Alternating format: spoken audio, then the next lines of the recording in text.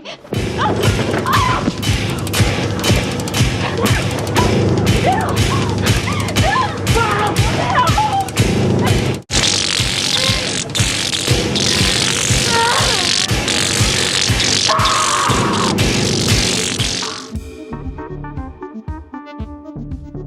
Hey everybody, welcome back to Mask of the Slasher. Today we're going to be talking about The Entity. Oh. There it is.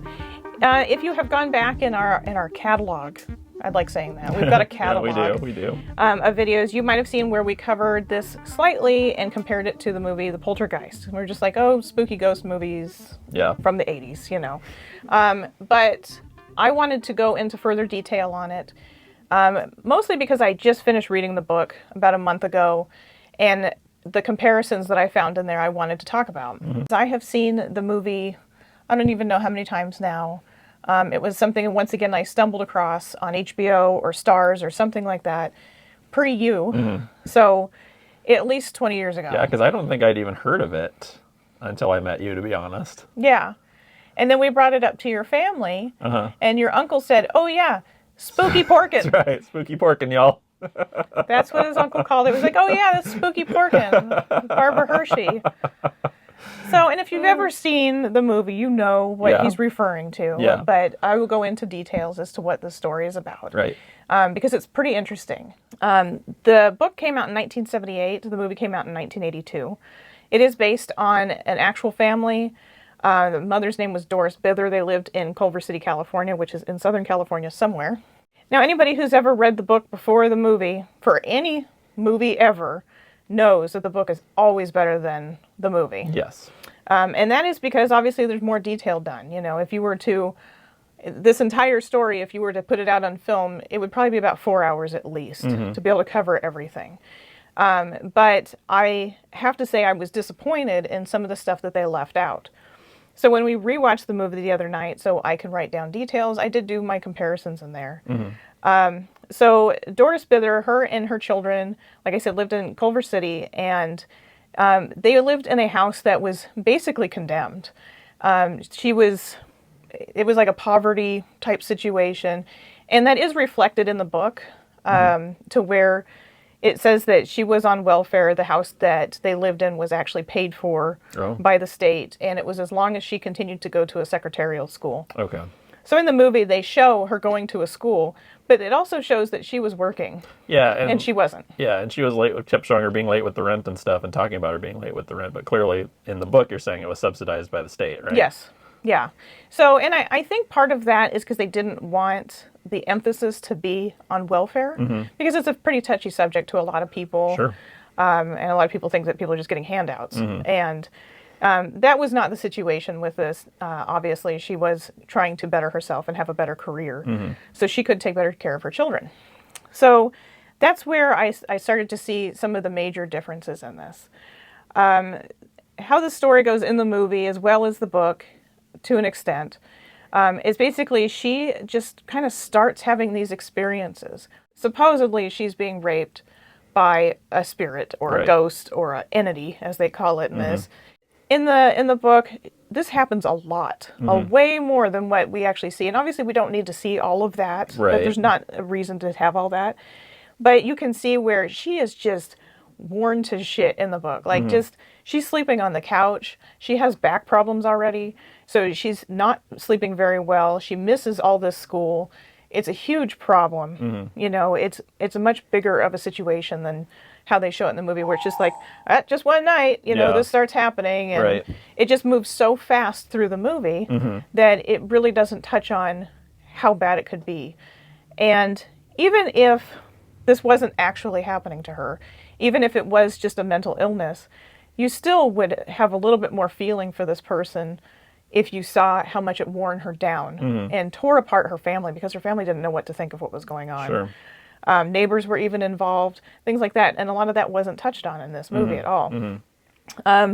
Another part that wasn't discussed, which I found disappointing, it was breezed over with the psychiatrist. But that was the fact that she did have past traumatic experiences, abuse in her life with her first husband. But how they discuss it in the book is, it made you sick. Yeah. She was 16. She was abused physically, mentally. He was drugging her. Oh. And so, I mean, it was really bad. And she was living in just squalor. It was just horrible, horrible. And her husband died in a motorcycle accident, which they do discuss. They talk about in the movie. Yeah, like just a sprinkle, though. Yeah. And then they quickly move on to her second husband. But they portrayed him also as not amazing, that he just disappeared and walked out of her life and was also a piece of shit. Right. In the book, that was not what happened at all. It's actually weird what happened. She met him in a small town that she had run off to because she was trying to get away from that past with her ex-husband. She had a child. It was really sad, desolate situation. And he basically took her in and they fell in love, blah, blah, blah. Well, he died in the house and she was trying to figure out what to do with this body for almost a week. Oh my God. Yeah, exactly. See, this would have been pretty good to put in the movie because just having that traumatic experience definitely would have added to this. Yeah. So, and by not putting these two things in there, you know, and the fact that her father was possibly sexually abusing her, it's implied Yeah, they only kind of, in the movie and in the book. They're not really totally 100% clear. Oh, okay. And her mom is still involved in things. So all of those things aren't in there, but what that would do for you is to really question, just like the psychiatrist questioned, as to whether or not her mental health was as, you know, bad as it really seemed. Right. And not that it was just some paranormal experience like they want us to think in the movie. But it's not nearly as fun to discuss people's mental health issues as it is, you know, oh, she's having some crazy experience getting raped by a ghost. And then she has this big, you know, weird thing happen. It's just... Yeah, and I think also, you know, probably, you know, filmmaking back then wasn't what it is today. Yeah. And so, I mean, yeah, there are some great movies with some really rich depth to them from back then, but not as much as there have been in the time since, you know what I mean? So I think it would have been harder back then for them to portray that compared to what it would be today. Yeah. Which kind of, and honestly, it kind of surprises me that this movie has never been remade. I agree, yeah, because it could be a really good story. And I think this was kind of one of those quick and dirty, just get it out there because we're just going to, you know, ride on the coattails of all the other paranormal stuff. The biggest movie that ever happened regarding this subject matter was The Exorcist, and that was in 1973. Right. Then after that, you had The Omen, that was 1976. Carrie was 1976. But the thing with the Bither case, that was 1974. So it's all around that same time frame, and so, you know, a lot of people they speculated that not only was it her traumatic past experiences, but it was also because of these types of movies that influenced her. Oh, okay. And I can see where that would all come from. And it's kind of funny that not only in the movie do they kind of gloss over the whole mental health thing in favor of going right to the ghost or entity from another dimension or whatever this thing is that's attacking her, they make the psychologist that's concerned for her actual mental health look like the asshole in the movie as well. And that's the thing, in the book, he is the asshole still. Okay. Because he has fallen for her in the book. Ah. Something else they should have kept in. Because he was just a little bananas. You know, and there was a lot more involved when it came to discussions about her between the psychiatrists and, you know, just that department and a battle between them and the parapsychologist. You know, it was like a whole thing. And it would have been a lot more fascinating, I think, if they had put all of that in there. But instead what they did is they went for the all too classic, a bunch of doctors around the table in an incredibly smoky room, all discussing and being snarky. Yeah. And where did they get that from? The Exorcist. Exactly. It bit off of that so hard that it's like, that was the first thing I thought of when I ever saw it. I was like, come on, guys. And also, like, the part where her and her friend go get all the books, I was like, oh, Rosemary's Baby. Yeah, I mean, there's so many movies where that has happened, where they start doing research about it in a bookstore, and I'm just sitting there going, God, books are expensive. How did she afford these books? They're like, you know, $20 to $30 these days. Right. That's you know, right. I mean, go to the library, for God's sake. That if it was redone and it was done in more detail, it would be fantastic. Now, normally you would be like, oh, well, whoever, you know, did the screenplay, they just messed it up. And, you know, because you hear that a lot.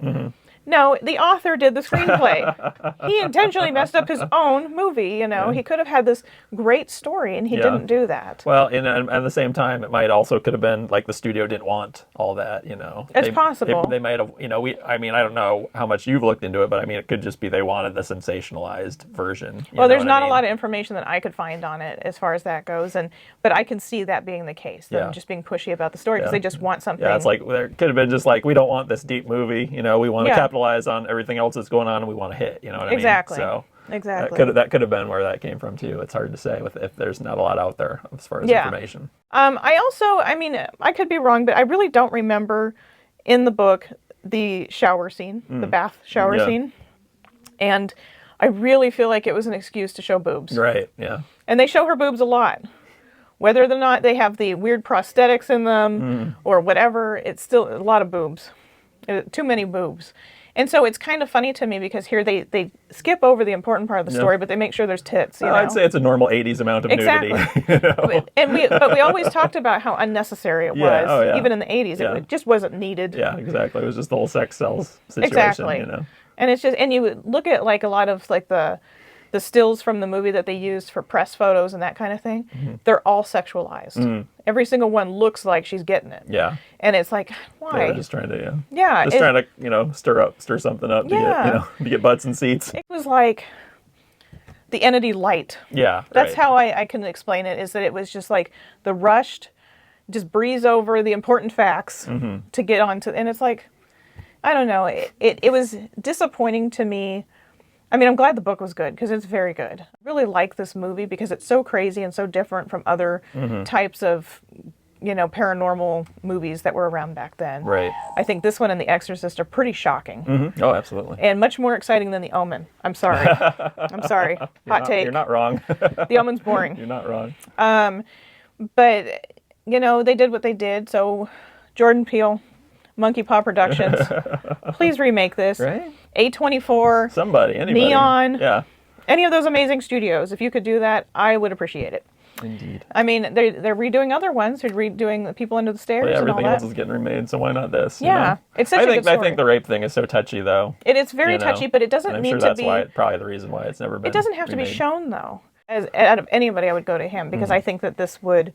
they would do it a graceful way. We don't need to see the hands in her boobs or the sucking of the nipples. Yeah. And I would have been laughing if it were me on that set, by the way. I don't know how she kept a straight face. But yeah, it just, you know. And the ending in the book, it's much bigger. It's much, I mean, buildings crumble. Another part of this was her best friend. She is also portrayed as somebody who does not have a lot of money in the book. In the movie, she looks like they're not well off. Yeah. They're living comfortably. Right. And that portion of the movie is so fast, where, you know, the living room blows up and everything. Yeah. Well, in the book, she's actually getting raped too. Oh. And her friend and her husband walk in on that. Oh, okay. And I thought that would have been a more important rape scene than the stupid shower. I'm surprised they didn't go there in the movie because they showed everything else as far as, you know, really emphasizing the sexual portion of it. I'm surprised they didn't go there for that part too. I am too, because I mean, the husband, he's obviously portrayed as a dick. Yeah. And he is in the book too, but he starts to come around in the book. And it was, you know, when she goes, you saw it. She says that in the book because they both saw it. Okay. And so that was a pretty big deal, in my opinion, to just drive it home what she was actually seeing. And so then you really do see the battle between, is this mental illness or is this a real thing? And that's the entire, I mean, that's what parapsychology has always gone through, was whether or not people believed it. I mean, they obviously discussed it in Ghostbusters. Right. You know, that's the famous one, you know, where it's like, are they really, you know? And in Poltergeist, I mean, there's not really an argument, except her husband doesn't really find it as to be a real thing. So I think it just could have been a more balanced story if they had put all that together. The movie is actually done fairly well as far as effects. I mean, they couldn't do a lot because out of all the pictures that you see online of the actual woman, I think I've only found maybe one or two. And it's just like this arc over her. And that's it. I'm like, it's almost like the more you know.